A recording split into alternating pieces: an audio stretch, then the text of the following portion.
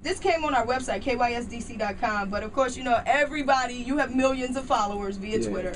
And there was a tweet post from you that said, I swear I be wishing I was dead sometimes because I feel like that's the only way I get peace. And a lot of people, there were rumors that you may be suicidal.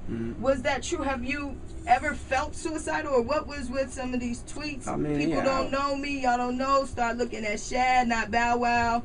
F Bow, I go through Ish daily. I'm just like y'all. So, and I'm sure you know you have your moments where you kind of just you've you know had what enough. it is? You seen that movie with Macaulay Culkin? You see Richie Rich before? Yeah.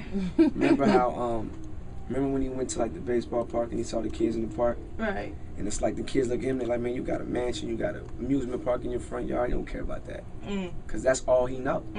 You know what I'm saying? And that's like similar with me. It's the same story. That's all I know is the business. You know what I'm saying? I ain't had time to go play football or do none of the regular stuff. You know what I'm saying? So it's kind of like at times, you know, it haunts you. You know what I'm saying? It do. You know what I mean? Because of course you're gonna be unbalanced. How can you have balance in life when you ain't seen the other side? I'm unbalanced. You know what I mean? Because I only seen one side of life. I ain't seen the other side. You know what I mean? It's not by choice, but it's just how it is. You know what I mean? So now it's kind of like some days I wake up and it's like I do want to just fit in sometimes. Sometimes, you know, I go to Target, I shop at Target, and, you know what I mean? And people look at me like, why are you in here? I'm like, well, why are you in here? You feel me? So it's like, what? I can't shop at Target. You feel me? So it's just kind of like, you know, it's like, man, and I didn't really mean it like, yo, I'm about to kill myself. But it's like, yo, I wonder, like, when will I get peace? I guess the only way I'll get it is when I'm dead. So that's how I meant that. I didn't mean it like, yo, I'm about to kill myself right now. You know what I'm saying? And nothing like that. So for the record, Bow Wow is not suicidal. He's okay, but sometimes you gotta vent a little bit. And you know, Twitter, that's the problem with Twitter though. I think celebrities on Twitter, you know, you guys, everybody doesn't believe you all are regular people, and you all are very regular, everyday people. And so just like everybody goes on Twitter rants, so do you. The difference though is when you go on a Twitter rant, the world sees it and goes to the left with it, and it can kind of end up being all wrong. Another Twitter, there was, of course, I had to ask Soulja Boy about this because there was the infamous Cat Stacks who, you know, was kind of going at everybody, and it only took a certain amount of tweets before artists started like just going back, snapping back at her. So what was that situation as far as how you dealt with her in particular? I mean, it's easy to deal with something that never happened.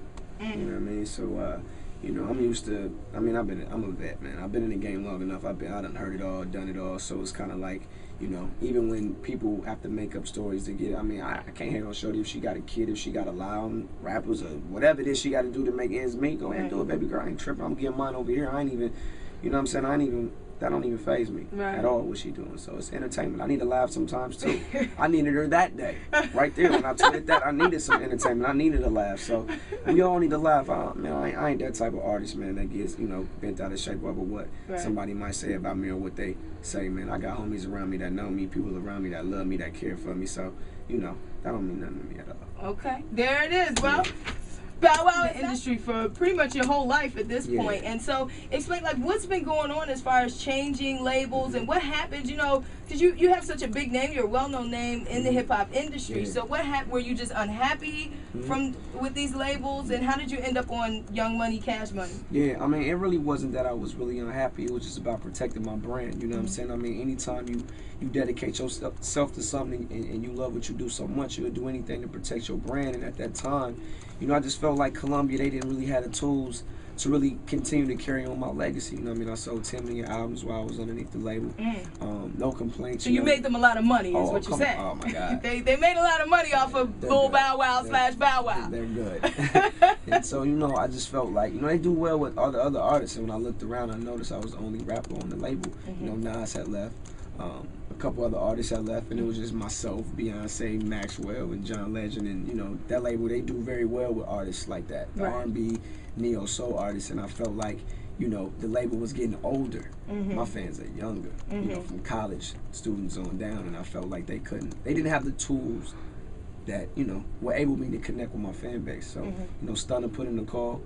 And you know, I said, if you get it done in a week, let's make it happen. He got it done in a week. Wow. Yeah. And that's how you ended up Young Money, Cash Money. Yeah. Very nice. Well, speaking of your fans, they have hit me on Twitter because they wanted me to ask you to address, because they're, you know, there's been stories about Raz B and a lot of these young, you know, you came up in the game. So you came up from a child to a man. Yeah. And you look, a lot of people don't last that long, especially when they've been child stars. Yeah. And now you have child stars like Raz B coming out with all these stories about what happened to him when he was young. Yeah. And so they said, do you have any comments about, you know, the youngins as far as when they grow up and what happens with the pressures of being in the spotlight when you're so young? Yeah, I mean, for me, I mean, the best thing I would say is a lot of these young cats have no guidance in the game.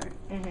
You know what I mean? They wasn't surrounded by, you know, official dudes who got that respect. It all starts with your camp and who you running with. Me is a different story, so I ain't got them problems. I was around some OGs in the game, whether it's Snoop, you know what I mean, who discovered me, then Jermaine, and now Stunner. So I ain't around no suckers. I've never been around no suckers. Okay. You know what I mean? And I think that's where it started. If you got some squares in your camp, then, you know what I mean, you got to get rid of that. And I think that that's what it is. And, you know, I feel sorry for dude. I feel like it's a better way he can probably go about a situation. If it's that serious, then it's a better way you can handle that.